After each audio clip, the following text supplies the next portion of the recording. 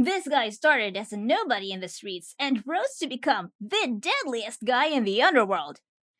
And got betrayed by the people he called family! Then he came back from the grave to finish what he started. Brenton Heat and Harry MacDowell. Two idiots trying to survive with nothing but fists and bad luck. They're just orphans who do whatever it takes just to make it out alive. Then, one job, a simple delivery that goes horribly wrong, changes everything. Out of nowhere, they ran into Millennion, the mafia that runs the entire city. And once you meet these mofos, you either join them or get sent to Jesus. Harry sees it as his ticket out. He's done scraping coins and living small. Bro wants power, respect, and everything this city said he couldn't have. Meanwhile, his best old friendo Brandon is not built like that.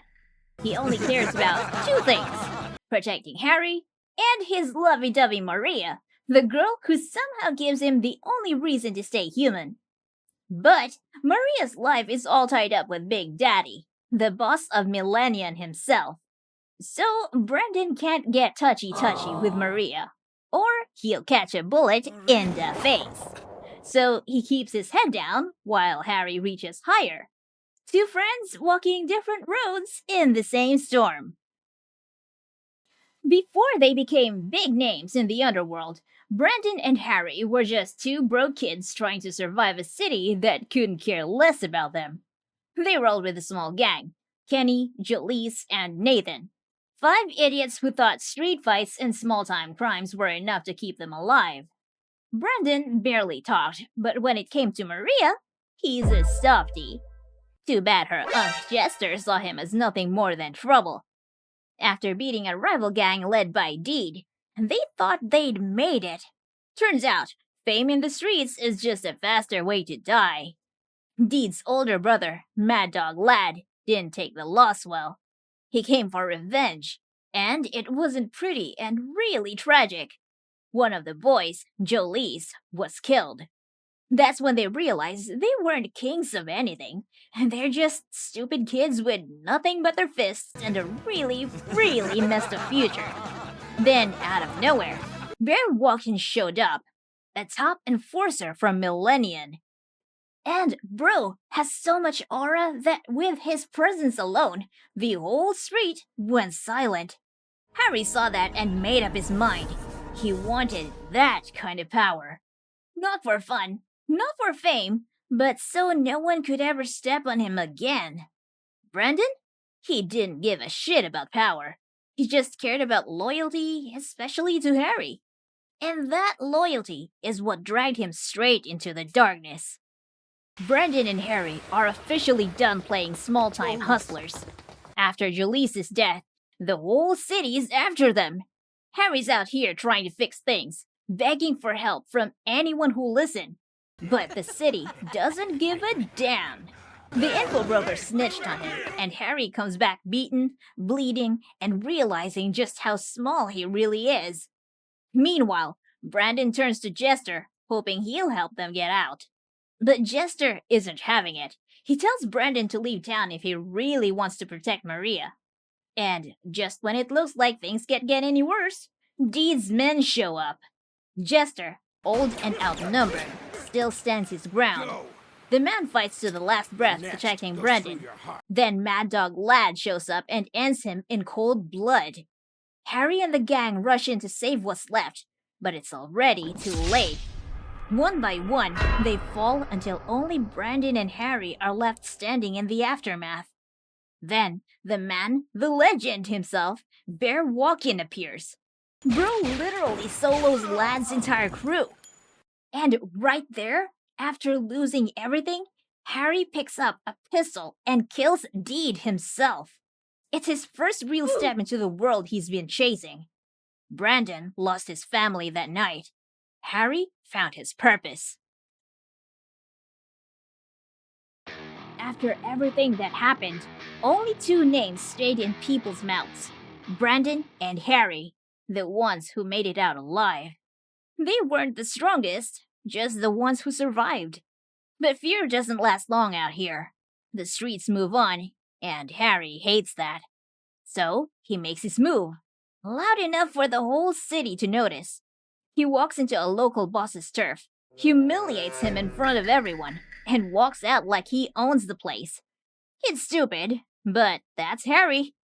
Nathan and Kenny are gone. The only thing left of them are their graves. Harry stands there, swearing he'll never bow to anyone again. Brandon doesn't say a word. He never does. Meanwhile, Maria's life things start to shift in an unexpected way. She meets Asagi Caldwell, the man running Millennion. He's calm, calculated, and his presence alone makes people tense up. He offers Maria safety, a home, a way out of the madness. To her, it feels like peace. To him, it's a move in the game. While Maria's trying to start over, Harry and Brandon get caught up in another street fight. A whole pack of thugs surround them, blades flashing under the alley lights. They fight back, but it's bad. They're cornered, bleeding, one mistake away from being erased. Somewhere in that mansion, Maria hears the news. She begs Asagi to help them. And he does, but not out of kindness. He sends his man, Randy. Randy shows up like death in a suit. Every strike is clean, practiced, efficient. By the time he's done, the alley is silent again. He looks at Harry and Brandon, both half dead but unbroken, and sees something worth betting on. Harry, of course, takes his shot. He asks to join Millennion. Brandon doesn't argue, he just glances at Maria's name in Harry's mouth and nods once. And that's it. Two nobodies finally step into the biggest organization in the city. Once you step into Millennion, there's no turning back. Everything they used to fight for on the streets disappears the second they walk through those doors. Freedom turns into business, loyalty turns into rules, and the cold streets feel warmer than this new world. Harry and Brandon finally make it in. Harry's already chasing power. Brandon just handles whatever job lands on his desk. He barely says a word, but people start noticing him anyway. Hitmen, loan sharks, all of them respect the way he moves. Time passes. The kid who used to dodge bullets now works for the people who fire them. He's not just surviving anymore. He's part of Millennion. After another long job, Brandon runs into Harry at their usual bar. Same drinks, same table, but they're not the same people anymore. Harry talks about power and the empire he'll build. Brandon listens, knowing their paths are slowly splitting apart. Before leaving, Harry slips him a note, an address, Maria's school. Brandon goes. When Maria sees him, she freezes like she's staring at someone who shouldn't be alive. For a second, the past almost feels real again. Then word gets around. Millennion finds out. The warning comes, stay away from her or pay the price. Big Daddy calls him in next. He doesn't need to threaten him. Just being in the same room is enough. He tells Brandon he can see Maria, but only inside his mansion, under his supervision. At Millenion's next party, Brandon meets her again. Everyone's smiling, pretending nothing's wrong. Then the lights flicker. Gunshots. A rival gang storms the event. Harry reacts first, taking one down. Brandon spots Big Daddy and shields him, but one bullet still finds its target. He collapses as Maria screams his name. The music stops, and in Millennion, every act of loyalty draws blood. Why, Brandon? Maria thought Brandon was dead. Then believe he's it. here again, standing in front of her.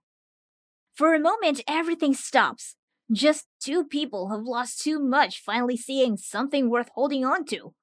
But Millennion doesn't forgive distractions. People talk, orders come down, and they warn Brandon again. Stay away or disappear. Big Daddy calls him in. Then follow He me. doesn't say much, just studies Brandon, already Maria. knowing what kind of man he is. Then Well. he makes his choice. Brandon can see Maria, but only inside the mansion where he can keep things under his control. That place becomes their world. Maria starts to smile again. Brandon lets himself breathe. For a while, it almost feels normal. But nothing in Millennion stays untouched for long. Each visit feels shorter and promise feels heavier. Still, Brandon keeps coming back because she's the only thing left that still feels real. 5 years later, the city doesn't look the same, and neither do they. Brandon and Harry have gone from street rats to top dogs in Millennion. He became the quiet ghost of the organization, a hitman who gets things done precisely. Even the higher ups respect him. And in a place like Millennion, that says a lot. Harry, though, bro's playing a different game. The reckless street punk is gone. Now he walks in sharp suits, talks less, and lets others handle the bullets. He builds connections, cuts deals, and somehow makes even the most dangerous people trust him. With Lee and Bob at his side, he's helping build Millenion's empire, brick by bloody brick. But power always leaves echoes behind. Their success stirs the old guard, the men who've been running things for decades. The balance starts to shake, and everyone feels it. Brandon notices it too. He doesn't say anything, just watches from the background. Loyalty still means everything to him. But even he can feel the shift. The tension between old loyalty and new ambition. Harry's got that look again, the same fire in his eyes from when they were nobodies on the streets. But now, it's bigger, hungrier. The air starts to feel different around them, like something's building up, waiting to snap.